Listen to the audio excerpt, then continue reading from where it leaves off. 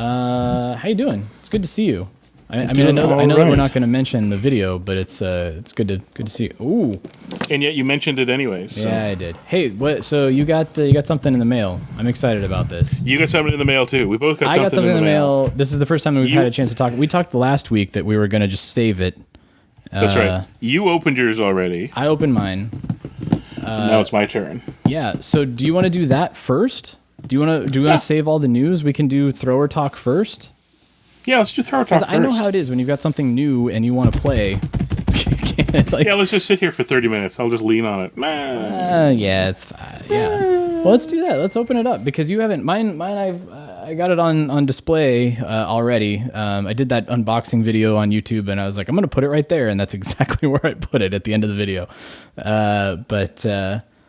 Yeah, I mean, why not? Let's get into it. So, our friends at Hasbro were kind enough to send us both Spengler and Neutrona wands, which is fantastic. And I mean, it's one of the first pieces of Ghostbusters Afterlife merchandise, and that's why I thought it was such a big deal, Chris. That I was like, oh my god, this is. It was kind of like when we got the first piece of Ghostbusters Answer the Call merch, which I'm trying to remember what that was for me. It might have been. Was it the Mattel figures? I think maybe the Mattel figures were the first things that I got. Maybe the Kenner. Maybe the Kenner reissues. Well, not for Answer the Call. For Answer the Call. Yeah. I mean, the Kenner reissues. This is that was the first Hasbro thing. But in terms of Afterlife, this is like the first 2020 thing. This is my third prop purchase, but my second official. Because the second of the three was an actual Motorola. One of the MT500s, yeah. Not to be confused with the ones that Spirit Halloween are selling now. So I got the Mattel Pke Meter, solid, and still going for a pretty penny on eBay because of how rare and out of print it is at this point. And it's pretty darn. Cheers, buddy. Yeah, there's the difference. Cheers. You can see when I take a drink. Anyway. Yeah, you're drinking wine. I'm drinking coffee. It's the way of the world. But yeah, I don't got a lot of space. I don't got a lot of money. So a lot of these things come up and they're quite nice. But I'm just sort of like, meh. And this one was super pretty. There's definitely something I kind of hummed and hawed about. But here we are. Yeah, here we are. Good graces of Hasbro. So why don't I feel like you should tear into it here. If you're ready. I'm just looking at the back here. So authentic sounds. Now I asked you in anticipation of this. You says it says. It does. You need 3 AA batteries. I got a text from Chris probably 11 o'clock this morning. It was like, does the thrower need batteries? Yes. Yeah. It takes 3 AA batteries. Oh. Batteries not included. Oh, dag nabbit. Triple A's. You said you had plenty of double A's. No, you said 3 double A's, and my brain went 3A. Got it. This is why I shouldn't message you at 11 in the morning. I'm an idiot. All right, so Chris's thrower is not going to be making noises or sounds or lights. The ridiculous part is I must have 50 triple A's. No, I have. Oh, geez. Well, do you want me to run with the news while you go search for some AA batteries? Because we can do that too. No, this house is devoid. Don't worry. We're gonna have to just. But try some old scrounge from the remote controls. Yeah, scrounge. I got some leftovers here. I'll see if I can scrounge some. Man. The thing I hate most about these is the pretty packaging. I don't like messing up the pretty packaging. I know, it's tough, and especially with this one, I noticed you take great care to keep the exterior of the gun box nice and pretty, and then when you get inside, they've got it really nicely sort of packed in there to a point where it would be a great storage, like to drop it back into the box and put it back into storage. But the problem is that when you pull it out of there, like you have to rip the cardboard stuff off of it. You can't keep it nestled in that cardboard for safety. So no, I gotta come up with some styrofoam or something to put it back in there. It looks really awesome right now on my shelf until the 2-year-old gets a hold of it, and then it's gonna look like hot, garbage because she's just gonna tear it apart. So I gotta All right. I got to admire it, and then it's got to go away. Oh, I see. Yes. But you see what I'm saying? So Chris is opening it up, and inside he's, just look at that. I mean, it is packed so well. I wish that you could repack it that way. You can't? Like you can't hold on to. I mean, they're just cardboard inserts. They're right? just cardboard inserts, but the way that especially the way that the barrel is wrapped around. Oh yeah, it's kind of like tangled around that, so you have to rip it open in order to get it out of there. Some assembly required. This is nonsense. All right.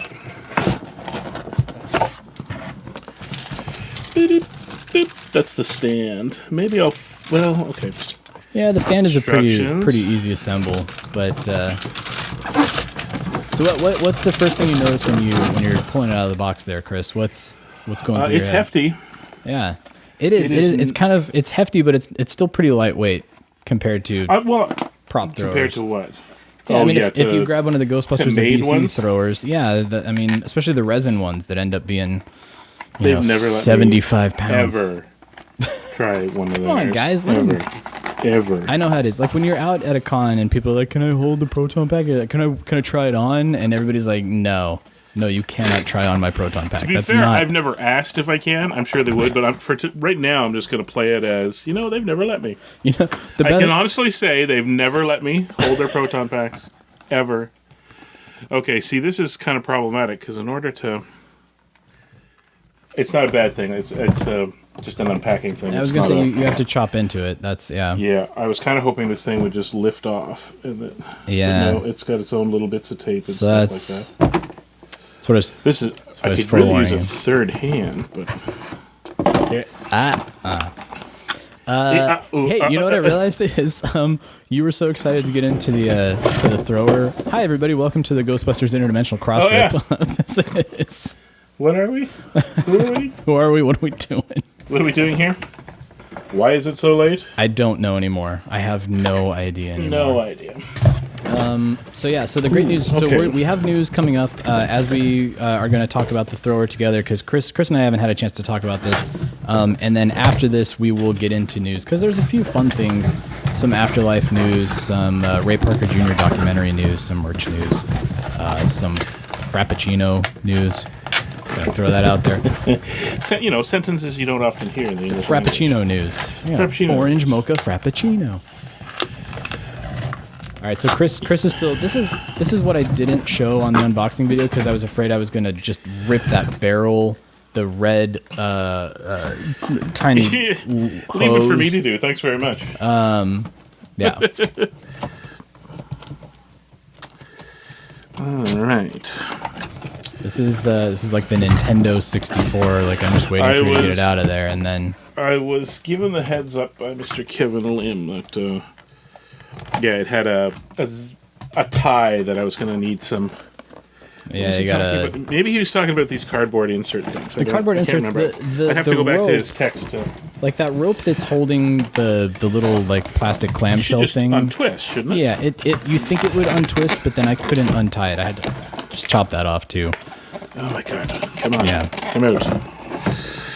Come out! While you're doing that, what was the hardest toy to get out of the package when you were a kid? Do you remember?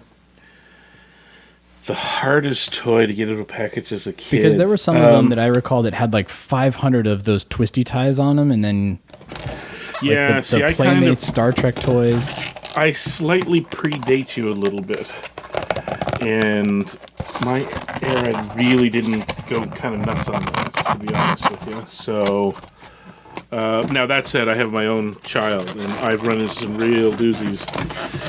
I particularly like the ones that are... I'm just actually going to clip down to this here. The Star Wars, the Empire Strikes Back, the Hoth Rebel base. That one was in like 1 million pieces, and it was tied down by like 5,000 things to a cardboard insert. I remember that one being really difficult. You know what? I'm not saving this cardboard. Yeah.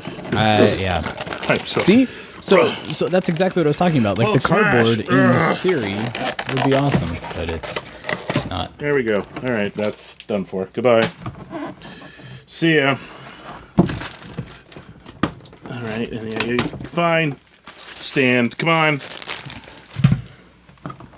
All right, now I'm going to get rid of this Foot Locker box here, which is, like I said, this is the other thing, too. Like, my PKE meter, if I thought hard, I'd try and devise a display for it. And that one, doubly more than this, because it's just in one of those plain white Mattel Matty collector boxes. Like, it was never meant to go into a... Matty didn't put a lot of extra into stuff they knew wasn't going to go to a store somewhere. Well, but the PKE had that, like, wood crate box for it. Inside. Oh, inside the white mailer. Yeah. Okay. Because I feel like you could display that pretty easily. I feel like that's something that would... Yeah, maybe. You could put that up on a shelf and it says PKE meter. Now, if this paper string thing is what Kevin was... Oh, yeah, I see what you mean. Yeah. I think they put it on slightly wet, to be honest. It's deceiving. It's one of those things that it looks like, oh, I can just untie it, and then you can't. You cannot. That is absolutely 100% what he was talking about. Yeah. But I came prepared with scissors. Ta-da! Ooh, all right. So getting that last bottom bit off, metal V-clip. That was a so you got the smart move. You got the metal, the V-clip. You've got the belt, the metal hanging hook. The belt clip. Yeah, belt hook. This is very nice. Yeah. All right. Well, so I'm gonna grab mine. Hold on. Let's see. Can I reach it? Well, I'm Do tethered you think they in. have to pay Clippard for rights, or because it says Clippard, like it actually still has the Clippard Cincinnati, Ohio piece on it. Who knows? Company may not even exist anymore. Let's see. Boop, boop, boop. There's a button there. That's not a button. Boop, boop, boop. I don't think you need the batteries. You can just do the. Yep. Well, here, if I activate mine at the same time as yours, yeah. So if you pop it in, okay. So here's can I unpops it? What unpops it? What unpops it? The green lever, the green lever that's right there under the trigger box. Ooh. Yeah. So hit that. Wow. That's quite a mechanism. That mechanism's like a foot away. That's But here's a quirk, and I just noticed. I mean, it's something now that I don't know that everybody's does. But so mine is off. All of the switches are off right now. I just I reset the barrel back there, and it's making noise while it's off. Is that weird? I know that a couple of people have said that they've had shorts in them, but yeah. So I don't know if it does that all the time. This is just the first time that it's started doing that, but I'm not mad at it. But it's got a label here, slow blow. I'm assuming that's an Easter egg reference to Ray's Fort marrying scene. You went there. You really went there. I went there. I really went there.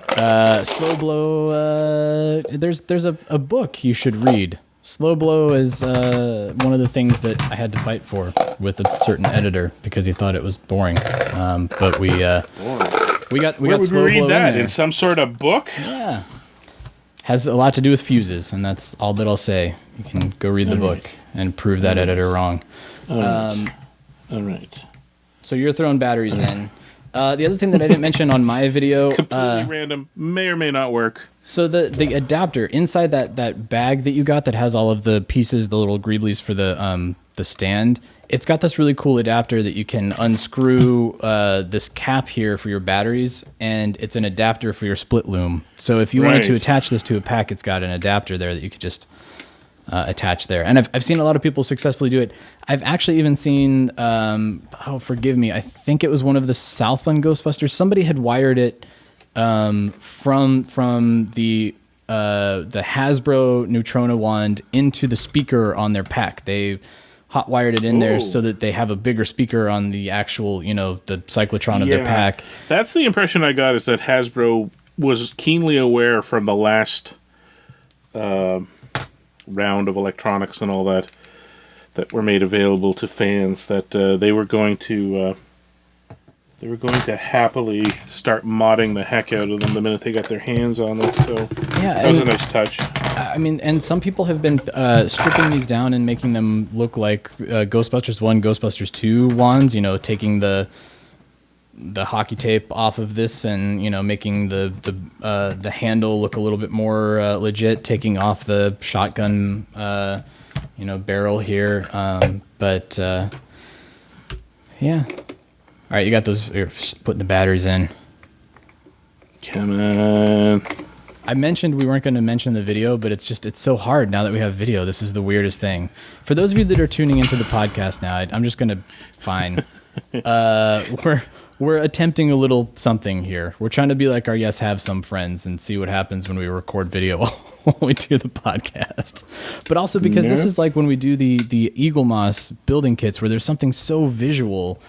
Like, I think part of the reason that I wanted to do this, Chris, is so that you and I could test this so that we can maybe put a top-down camera down while we're doing the Eagle Moss builds. I was trying to set up...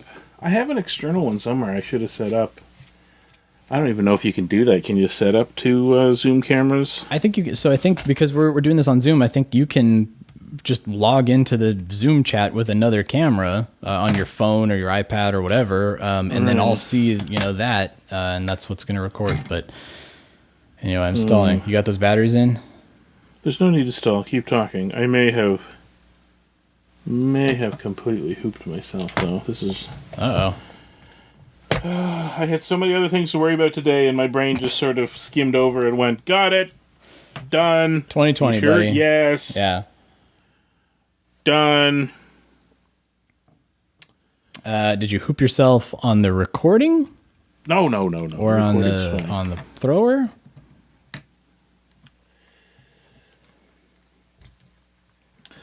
Oh, triple A's, if only you were a little longer.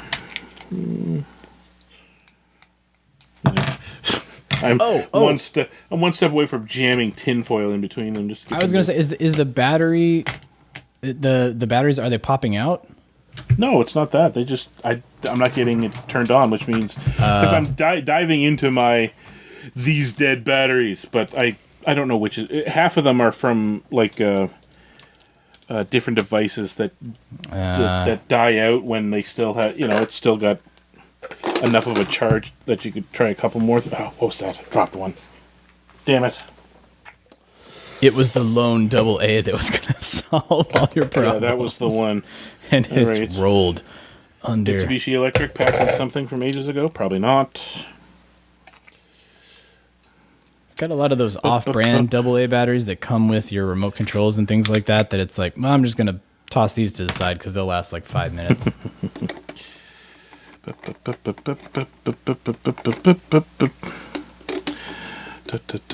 Make sure.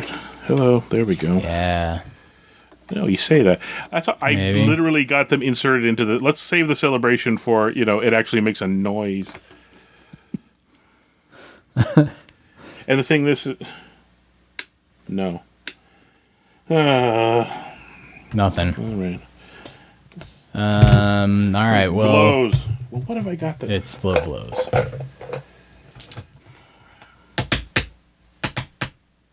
All right, well, while you're doing that, let's chat news. Let's see if we can't multitask.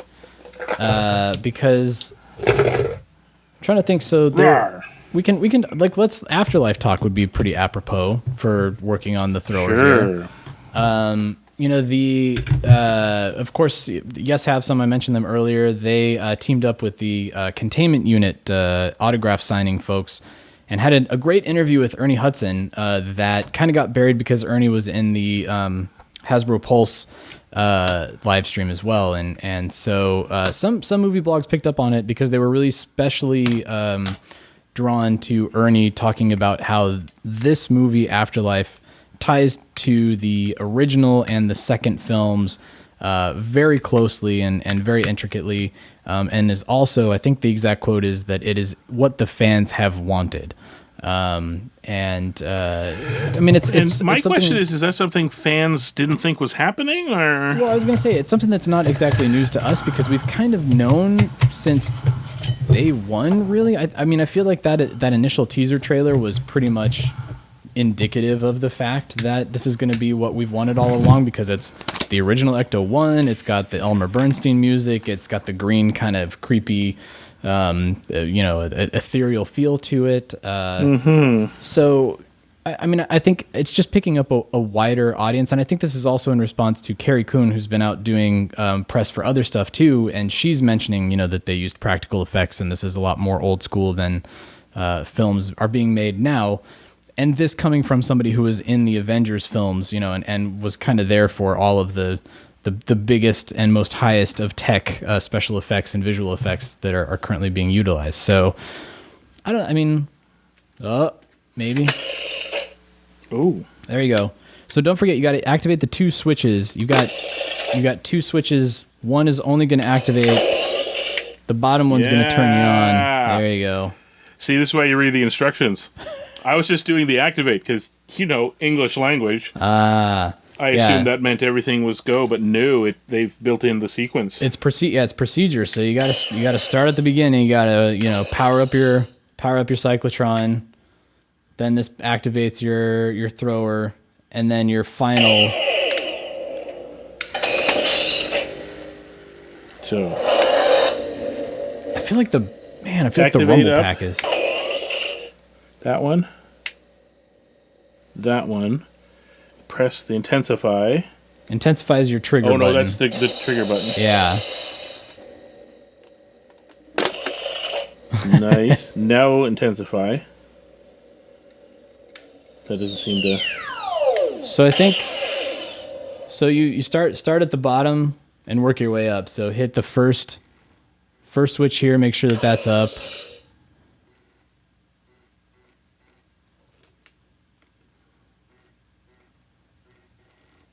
I wonder if your batteries may not have enough juice. Yeah, that's possible. Because if both of on the main body, if both of these switches are up and you got your bar graph on, and then if you switch this guy up, you should feel that like rumble pack. This was the first one I turned on. Yeah, the switch under activate. Yeah. Oh. Why do they tell you to do it first? Yeah, and then now you're cooking. You're ready. Oh, there we go. You switched into slime mode. There we go. But yeah, these batteries are not going to last long with a rumble pack inside. A rumble pack, and it's loud. I've got the shotgun mic here, and I can see it picking up waveforms here. It's crazy how loud it is.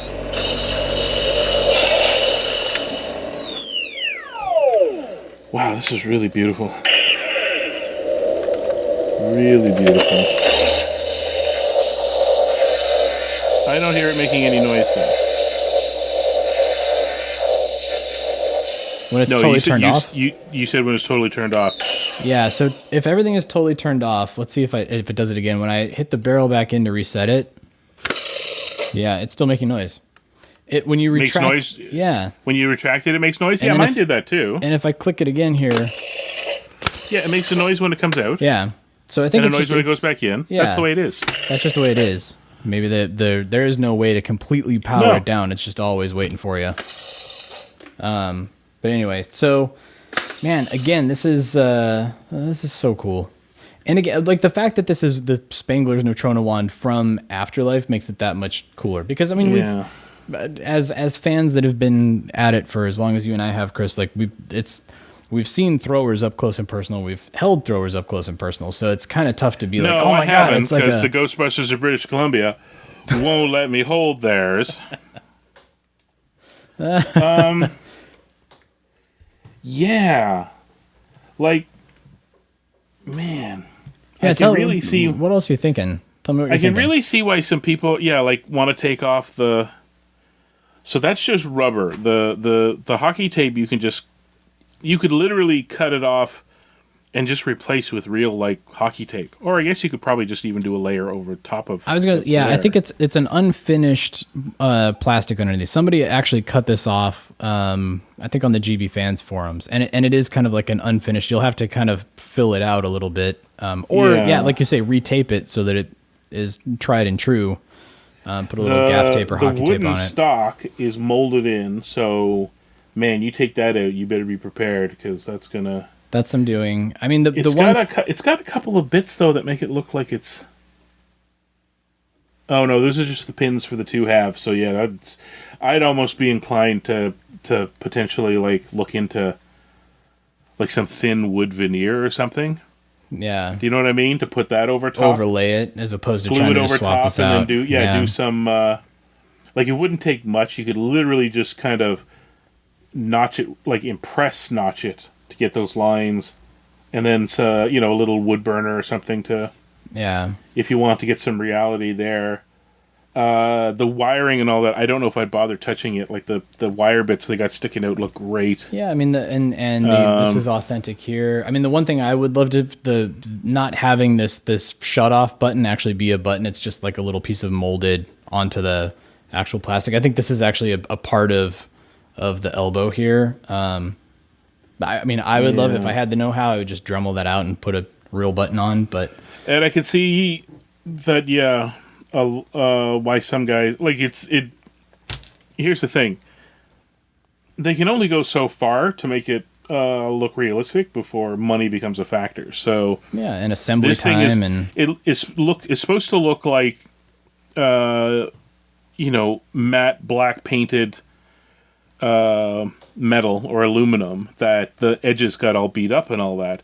So it kind of does. Yeah, it looks like somebody went in just like with one of those silver paint pens and hit the edges and all that, and it looks like for exactly what we're getting and what we're paying, and the price pointing and all that works perfect. Yeah, and I can also weathering see is something you could do yourself if you really wanted to. I can see but I'm looking at it and going, and again, I can see how the guys who are really gung ho on modding their own stuff will just start taping stuff off and repainting stuff. Right? It's a nice balance for a guy like me who's not that fussy. Yeah. And I wasn't always that way, but I had to learn to, because the Ghostbusters of British Columbia won't let me hold their proton pack. The one critique that I would say that I didn't have a chance to figure out in the heat of the moment doing the last video, when you switch it on and you've got the bar graph that activates there, and it's showing you, it's kind of nice how when you dial this in, it shows you the intensity of if you hit that top adjustment knob. It shows you you're in high, you're in low. But when you're actually firing it, the bar graph isn't really... It's not reacting kind of the way that you expect it to. It just kind of flashes a little bit. Mine goes up and down with the intensity. It does, yeah. I like that a lot. But it doesn't have that... It doesn't have that animation to it. It doesn't have that sort of fluid, like... it just feels like lights popping on and off, It's intended in movie land to be a series of LED bars or something like that, whereas this is just LED lights behind. It's like I think it's like 4 LED lights, But again, it's probably one of those things where if they would have put the full LED bar graph in there, like you purchase on GB Fans or one of those places, it would have added another $20 or $30 to the price point. Okay, where's the trigger button? Trigger is your intensify. Ah, yes. Yeah. Oh, stasis stream. How'd I do that? So the orange button is what switches you into slime, stasis stream, Maison Collider.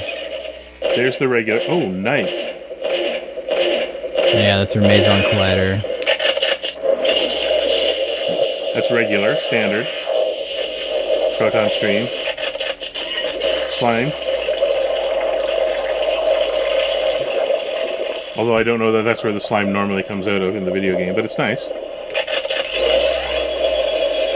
That's really nice, the different firing modes. I really like that a lot. And it does overheat, just like in the video game too. How? So hit intensify for... Keep it on, just let it ride.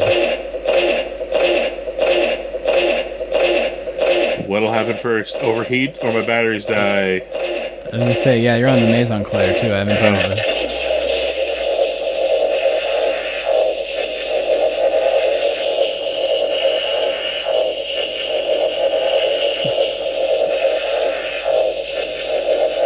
Wait for it.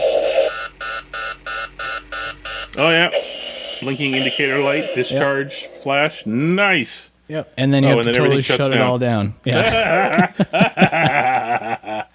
I love it. When in doubt, restart that computer. So I mean, kudos to Hasbro. I mean, they've really pulled it off for their first item out of the gate. It is pretty impressive. I mean, again, the Plasma Series figures and the retro Real Ghostbusters reissues, those are also outstanding. But for the first afterlife related material. This is pretty awesome. This gives me hope that if they get around to doing the ecto goggles, the damn thing may actually take Instamatic film.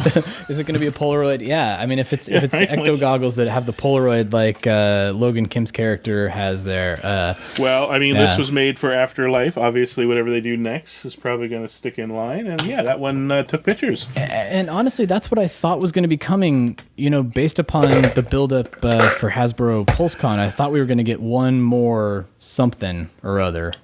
This is the best part: is that you and I have to intuit normally when we just do audio how to cut in on one another, or in my case, just when I have no patience, I'll just stomp on you. That's why you hear me say so or a lot. Like, Chris, take over. But now I can do things like, which means, hey, me, take a drink. It went up today, I think. Somebody was noticing Amazon had some listings for some Fright feature figs. Vank Maniac on our social media hit us up that Walmart and Amazon, I want to say, both have. I didn't see. Yeah, I saw Amazon. I didn't see Walmart. So it's kind of what Hasbro does for Star Wars. They have a couple of code named things in their UPC, their database where they start inventory and stuff like that. They have 2 listings for Fright features, and they both have code names. And if I would have been smart, I would have written them down. It's like Sierra and their dates were January 1st, which is the same as the other 2 items, the 2 that they actually revealed at the thing. Okay, so that makes. But again, that begs the question: why didn't we hear about them? Well, and I think it goes back to our guess that they're just trying to. Stuff might not be ready yet to show. Like they're rushing to get stuff done. Pacing of production, like they want to save something for later in October, just before Christmas. Who knows, right? That's also part. I mean, because we have so much time now that we have to fill. Maybe they're sort of parsing things out so that the announcements happen. Maybe and for Halloween we get another announcement of a couple products coming in January, because it would make sense that multiple things are hitting at the same time in January. That you would have at least 4 or 5 products that you can fill. Half of an end cap at Walmart or Target with. But you dropped something? Yeah, instantly. How many times have we worked on the Eagle Moss and the little tiny things? Never lost a thing. Nope. Hasbro gives me a pile of giant pieces of plastic, and I immediately start dropping them. All right. Well, so that's my fault, not Hasbro's fault, obviously. Let's drop in some other news. I mean, so again, in summary, Hasbro knocked it out of the park. Excellent job. I'm gonna take a bunch of pictures to put up on my socials.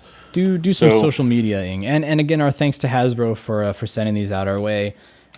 Let's talk about our good friend. I can call him my good friend because I feel like we've met twice now, and that means that we're good friends.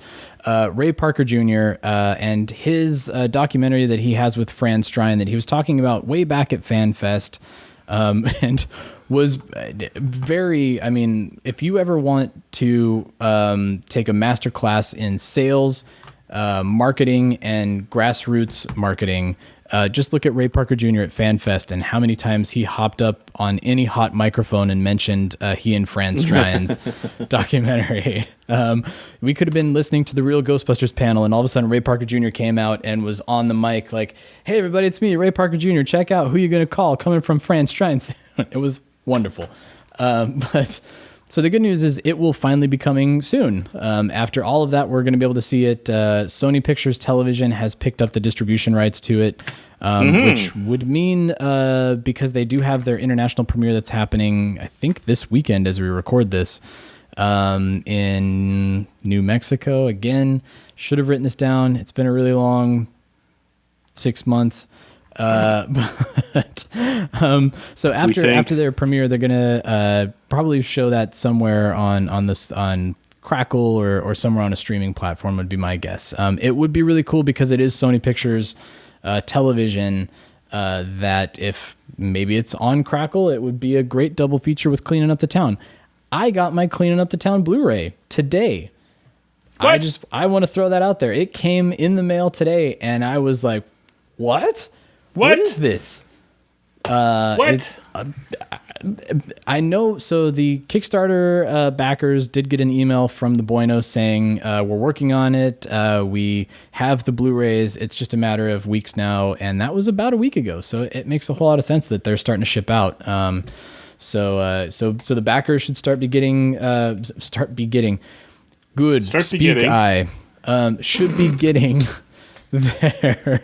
their Blu-rays pretty soon. I haven't had a chance to pop it in. I know that there's a ton of extras on there. I'm sure that there's going to be a lot of stuff to just pour over in terms of the deleted scenes and things that were left on the cutting room floor. Check your mailboxes. How you doing? What's going on over there? Oh, you got the stand. You're working on the stand. I will tell you right now, it came with a stand. The stand is lovely. I think, even though I am not a props modder guy, I think this might be the thing I ditch. It's not that I hate it. It's fine. And I'm glad they gave us a stand, because I think that's what a certain percentage of owners will want, as a way to, like, that's what I'm going to do. This is going to be on a bookshelf. This just looks Put it beautiful. On as a display piece somewhere. Yeah.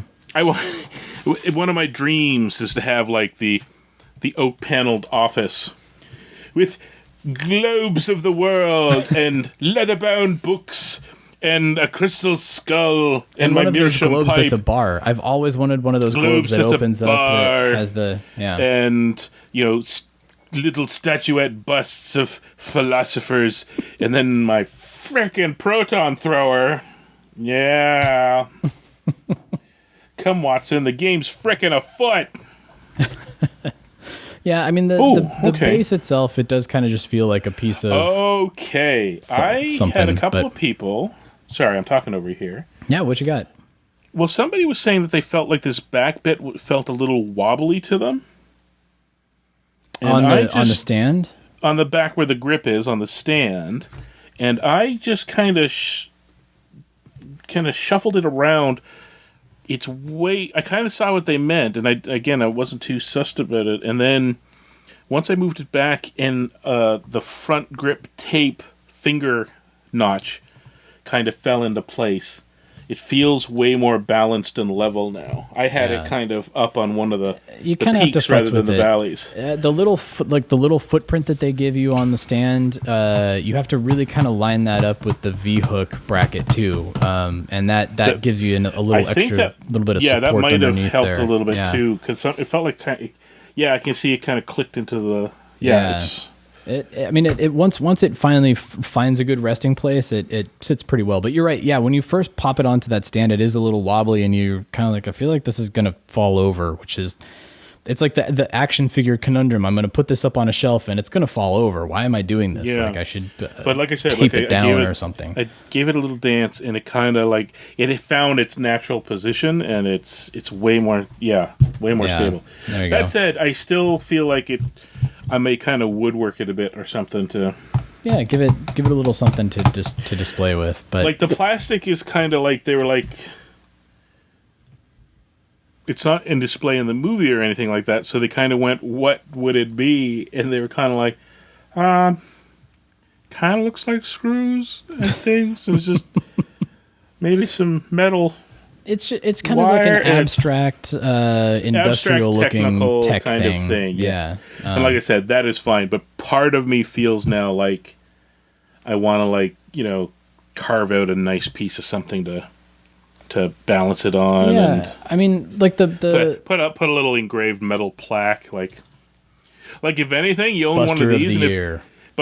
Or if you're a real sap, get your Harold Ramis dates on there, right? Yeah. Or, depending on what we learn in Ghostbusters Afterlife, we may be able to say, Egon Spengler and some dates.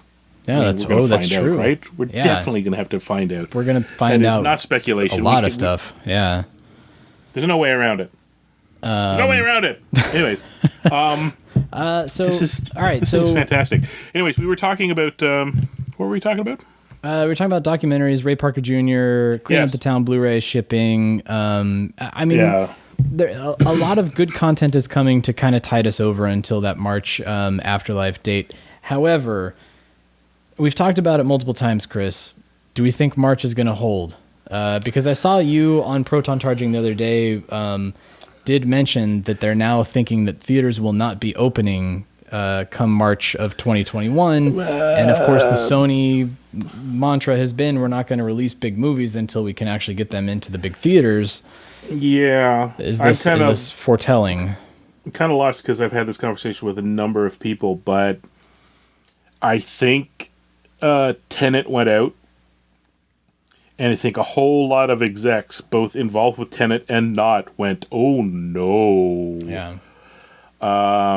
And that was literally a week and a half later, followed by me getting, and obviously thousands of others, a paid Facebook poll.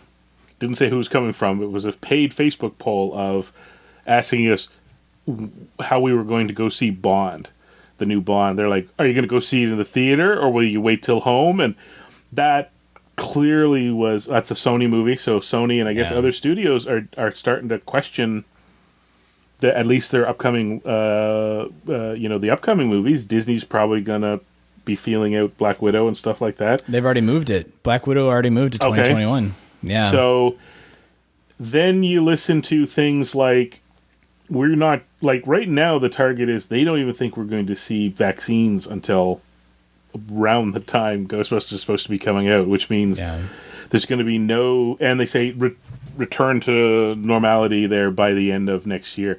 So I hate to say it, but I'm now staring at March 5th going, I don't know. Yeah. Like that feels like a coin toss at this point. So yeah, I mean, stay tuned. It's kind of tough to get worked up about it now because we're so far away from it. But I do feel like January, February. So. Yeah, it's like if after the first of the year, if things have not taken a turn, if here's the thing. Yeah. Christmas is when people like to usually get around and see one another and stuff like that. Families gather, etc. Give it till mid-January. And we'll see what the numbers are, because if everybody comes back from Christmas holiday and we didn't behave ourselves and the numbers reflect it, March is off. I mean, that's kind of the cold hard truth, and that's how it's been here in the States with 4th of July. You know, there's an uptick after 4th of July, Labor Day uptick after Labor Day. Yeah, so, and the fact is that it's the same way everywhere. Canada's been doing pretty well, but we all had our Labor Day long weekend, and now provinces are seeing their biggest spike since all this mess started. So it's like, boy.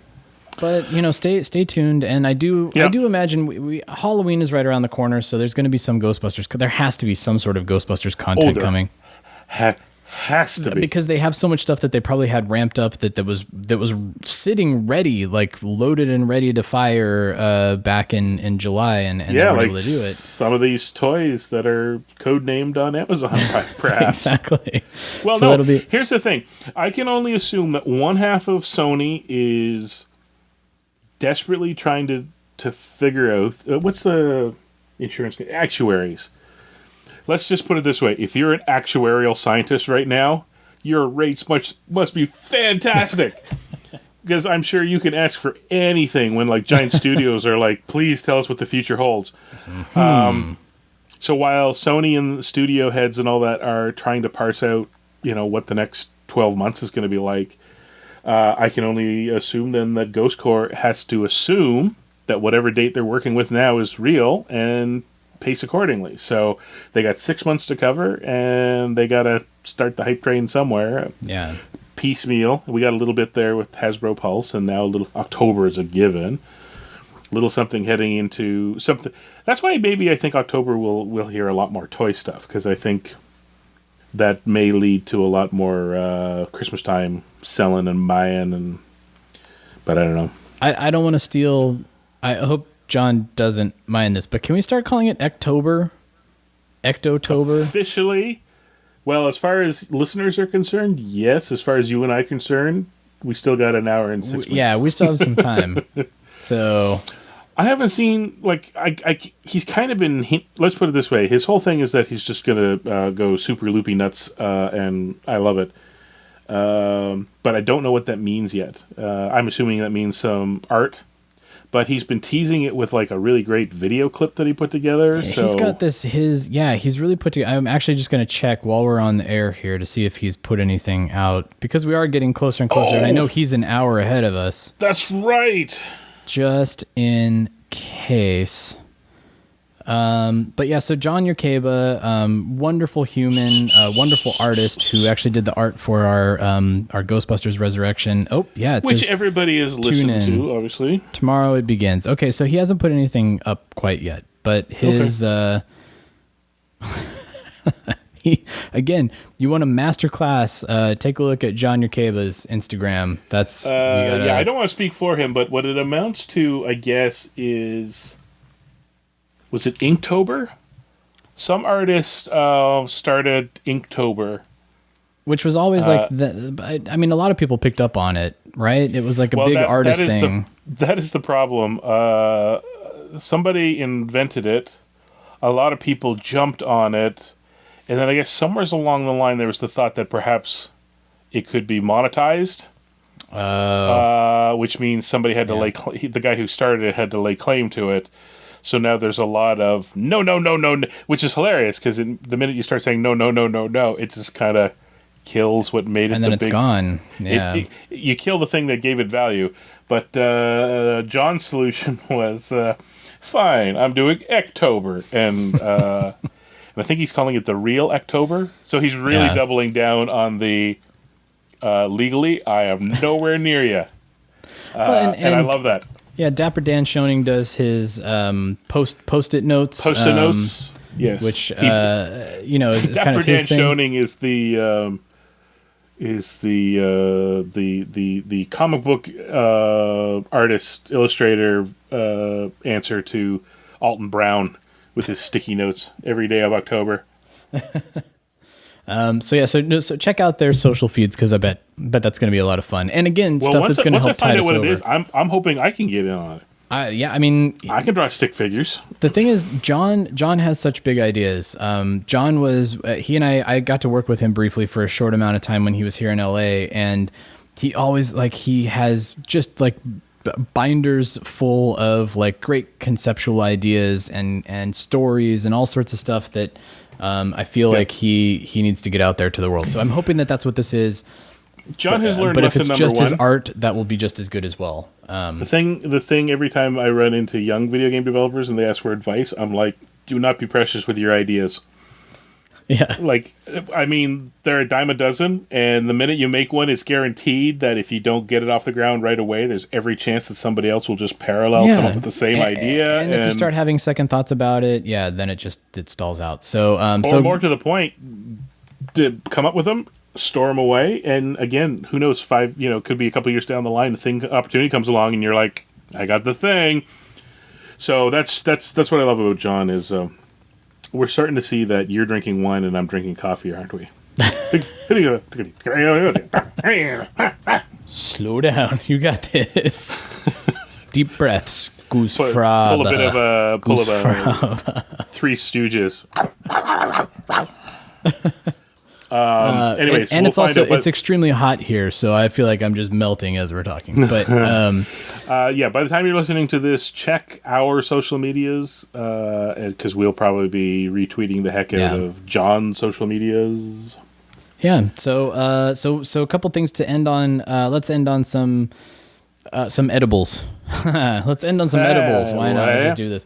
So in the UK they've got a lot of sweets at this point because I've seen Stay Puft Marshmallow Man cups and a few other items that have been hitting their stores. Let's see, gummies, chocolate covered green slime marshmallows, marshmallow. The Malo cups are the ones that I've seen. That are kind of they look like ice cream cones. They are. They're we can get them here. They're not. Yeah, they're not. By the way, if anybody out there is my age and remembers, they were tiny ice cream cones about this big, but they were filled. They didn't heap up. They were filled almost to the top, and it was like maple fudge or something like that. I haven't seen one of those in 20 years. I tried one of these other ones because that's the thing. You put it with marshmallow, and with marshmallow you can kind of do like an ice cream cone, uppy peaky thing and all that. That's what these things are too. It's marshmallow. Marshmallow is basically pure sugar. Yeah. It's sugar that you've threatened into a new molecular structure. Is basically I will put it this way: there were a lot of people on social media that were very excited about it, and then there were a lot of people on social media who actually tried it and stopped, and weren't able to make it all the way through. I can't remember the name. There's a confectionery company in the UK. They got the rights to it, and they've been making them. Some of them exclusive to 3 different stores: B&M, Home Improvement, and Wilco with a K, I think, is the 3, if my memory serves. Yeah. Yeah, I didn't think too much about them, but then I idly just sort of asked friends in the UK if anybody finds it. Because you said people have said they're too sweet to even finish. Challenge accepted. That's not to say I won't hate it at the end and hate myself, because my sweet tooth days are way behind me, but I'm pretty sure I can still choke one down. When you're faced with the half or the full rack of baby back ribs at the restaurant, you know what you're full well getting into if you order the full rack. So here's the thing. If for example I managed to get my hands on the chocolate covered green slime marshmallow, even if eating those straight up is a no-go, I'm telling you right now, hold on to those until we're well into fall, Thanksgiving, home for Christmas time or whatever. Drop one of those into a hot chocolate. Oh. Done. See that's what fantastic. Do you remember the caffeine Stay Puft marshmallows that came out? I don't remember when that was, like 2010 at one point. I wish that I would have thought of that. I was just popping those things like edibles, and I realized I should have been putting those into hot chocolate. It would have been like having like a cup of coffee or like a mocha, yeah, but without the coffee part of it. Without the coffee taste, yeah exactly. So those are nice. They were more classic square cut marshmallows. Yeah. But that box they came in, I still have the box. I still have the box too. It's packed away. Frankly, I somewhere. mostly bought it for the box. The marshmallows weren't going to last, but the box is fantastic. And the people that have held on to them, I've seen what the marshmallows look like now, and it's not pretty. So speaking of coffee beverages, I guess we should mention it's not official. I've been so confused by this. Like I thought it was like an official fall thing, but it's actually been on their menu this whole time, and we just never knew it. No, it's not even on the menu. It's like a secret menu item? They call it a secret menu item. There's no rhyme or reason of what gets to be called a secret menu item. It's just if you can think of it, and they'll do it for you. Here's the thing.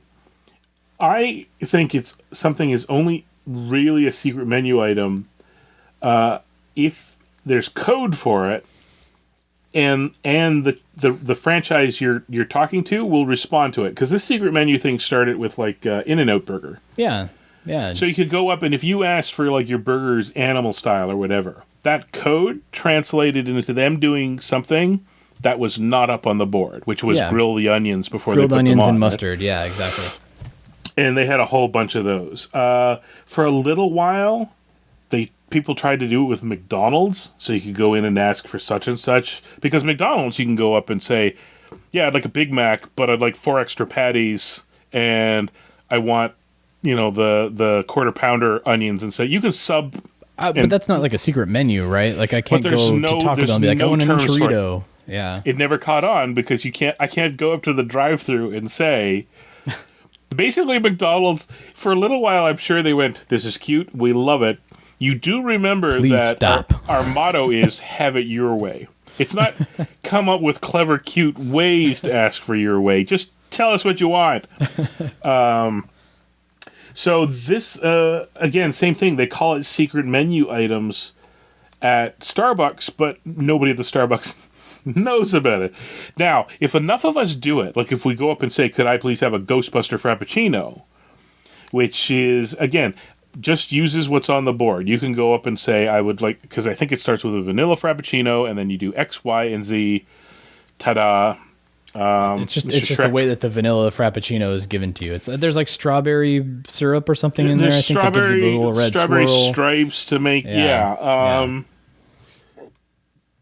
like, so there's a lot of those. You can, I mean, the only secret menu thing that I can think of at Starbucks is you can go ask for certain items dirty, meaning give it an extra shot of espresso. That's right? I do like a dirty chai latte all the time. That's it. Get you right? that that's extra shot of espresso. That may be the only official secret menu thing that Starbucks has. And even that confuses them sometimes. They're like, what? I'm 2 shots. Now, that said, there is a website that loves their Starbucks. They love their secret menu items, and they came up with a Ghostbuster one for October. I am not going to fight that at all, nor am I going to be too pedantic about the whole secret menu thing, but be prepared that you have to go in. You're going to have to explain it to a barista who will not know what you're talking about, and if it's busy, they're gonna hate you. Yes, especially now when there's the pandemic and people are 6 feet apart and they're having to do all of these things in between customers, and like, be respectful of them. If they don't know what a Ghostbusters Frappuccino is, walk them through it. And if it's busy, maybe leave it till another time. Yeah, Mr. Jeffrey Schreck went and he got one. He was, I think, the first person I heard that went out and got one and came back. And I asked them again. They were a little confused, then bemused, and then it sounds like they are interested in trying them themselves. That's a good first step to turning something into a secret menu item, is that the people that work there go, interesting. But he said it was $4.50 US. Okay. So that's like a $6 Canadian thing. I mean, that's up there. That's kind of their going rate for those types of drinks now, though. Like those dessert frappuccino-y type drinks. Even like the dirty chai latte that I mentioned to you, it's like $4. It's like $3.75 here now. So so it's a pretty penny. The only downside is that, I mean, I guess it's okay right now because if it sounds like we're going to have some hot spots in October, so it still will kind of be okay to go get a frappuccino. We get to November. Actually, what am I talking to you about? Southern California. It is 95 degrees here right now. Forget it. You know what? Enjoy them. I'll see you in 2021. Enjoy your frappuccinos. But climate change is a myth. We got three more. Exactly. We got 3 more weeks, and then I'm shutting down the icy drinks. I've already switched out of the shorts. Yeah. So anyway, lots of things out there. The wind through the dry leaves of the tree whispered, "Stop wearing shorts," and I cried. And the pumpkin spice tasted delicious. Yeah. So, yeah, it's funny. I would have... maybe there's an alternate Ghostbuster one that uses the pumpkin spice stuff. What would that be? The Samhain. Oh, yeah. Deep cut. The barista's going to look at you like you're crazy. If you go in and ask for a Samhain, they're going to be like, get out. Right. So it's whatever their pumpkin spice latte is, some sort of twist on it to sweeten it up. That's a Samhain. And then if you get it dirty with an extra shot, that's not Samhain. That's that pumpkin-headed guy on the news that did that body stocking dance. That's a dirty the Samhain. CW guy, yeah. Oh, boy. Anyways. We may be on video. Move around a bit. This is me still trying to get our segue to the closing thoughts. Oh, sorry. The video, we're going to have to work on this. Yeah, you're going to have to come up with some sort of Chiron. Actually, we have it. The internet have it. It's still learning. Like one eternity later. Noobs. Anyways, noobs.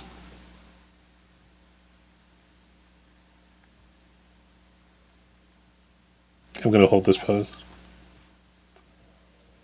I have no idea how I'm going to do that in the video, by the way. I think I'm just going to cut away to the test pattern or something. It's like, please stand by. You need to do the real Ghostbusters with that. Yeah. Whatever that thing they do is. Oh, video. Their transition. Why am I doing this? I don't know. I have no idea. I don't know why you invented this. I'm trying to be like the kids. I'm overworked. I'm stressed. It's hot. You know what I need? More work. Let's work on the YouTube channel while we're at it. So it's obviously clear that I've lost it. What do you got in terms of final thoughts for this? I got nothing. It probably should have been like October or something like that, frankly. Although we are going to still keep bugging people. If you haven't listened to... I think a lot of people have, but if you're just tuning in or catching up, we are heading into October, which is when we tend to pick up some new people here and there. If you haven't listened to our crossover with the Ghostbusters Resurrection, do it. Yeah, definitely. And that's, I know some people are saving that too, so just don't forget about it. Don't forget about it. Yeah. Why are they saving it? Because it's so long? Or? Yeah, I mean, knowing that people are probably coming up on the holidays, they want to listen to it while they're commuting or flying or whatever. Again, please be safe when you do so. But we'll keep reminding you then. Listen to it. The thing about it is it's not timely either. It's not like our news episodes where you have to listen to it. Otherwise, like 6 months from now, you're like, why are these guys talking about mallow cups that are going to kill my teeth? I don't care. But yeah, so give it a listen. And then also the Resurrection guys, I know that I saw Doug posted that they're really hard at work on their new season right now. So it will be kind of a good palette, like an amuse-bouche if you want to go into listening to these audio dramas. We'll take you by the hand, lead you in, and then you can listen to the professionals take care of it. Yeah, and a few other people have mentioned, we did get, I want to say it was on our Facebook or our Instagram, forgive me, but somebody mentioned that they wanted us to maybe solicit you guys to join us, like chip in for $20 and we'll get a game master and we'll record it or something. And that's a great idea. You get 5 people together, or 5 or so people, and they throw in 20 or so bucks. You can afford Doug. Doug will... Get Doug to put. He's an amazing storyteller. I cannot recommend him any higher. So do that. Something came to mind. And I'll close on this, like the Spengler Neutrona wand from Hasbro. I know it's currently sold out on Hasbro Pulse. You can still get it through Big Bad Toy Store. I think Entertainment Earth may still have a couple of them too. Don't quote me on it, but don't sit on it, because I think this is going to be one of those ones that everybody probably 4 or 5 months down the road, maybe about the time that Afterlife comes out, maybe this is not as readily available, and you're going to kind of kick yourself if you don't have it. So I think given the reaction people are having to this, it feels a lot like there's a good chance that Hasbro may do get some more together to offer people when the movie, closer to the movie coming out. So yeah, once you see some more available, if you've been on the fence about it, sit yourself down and have a good long realistic talk, and then if you decide you want it, grab it, because that might be it. And I sure hope that more is coming. I mean, I really did want that Ecto-1, that Afterlife Ecto-1, and I hope that I can grab it in January when it hits the shelves. And I'm sure plenty of things that are coming to steal the money out of our wallets are on the way. All right, well, interesting episode, Chris. This was a little bonkers on our format, and I think we'll figure out some ways to work out the kinks. But we're gonna go. We're gonna play with our throwers now. That sounds bad. Please don't cut that out and use that against us. All right, make them hard. What? No. We'll see you on the other side. It's just a quote from the movie. That's the problem. All right. What if we try to cross the streams here? Are you on the left side or the right side of my video? Because I'm on the right side.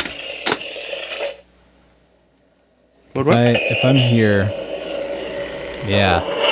All right. Let's see what happens. Go ready. Ready. Let's see what.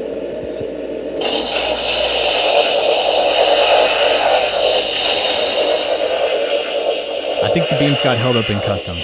I don't think that works. The exchange rate is working against us. I'm getting 35% less power. I don't understand. Even my proton stream wants to come to Canada. Just let it come to Canada. I need to get home.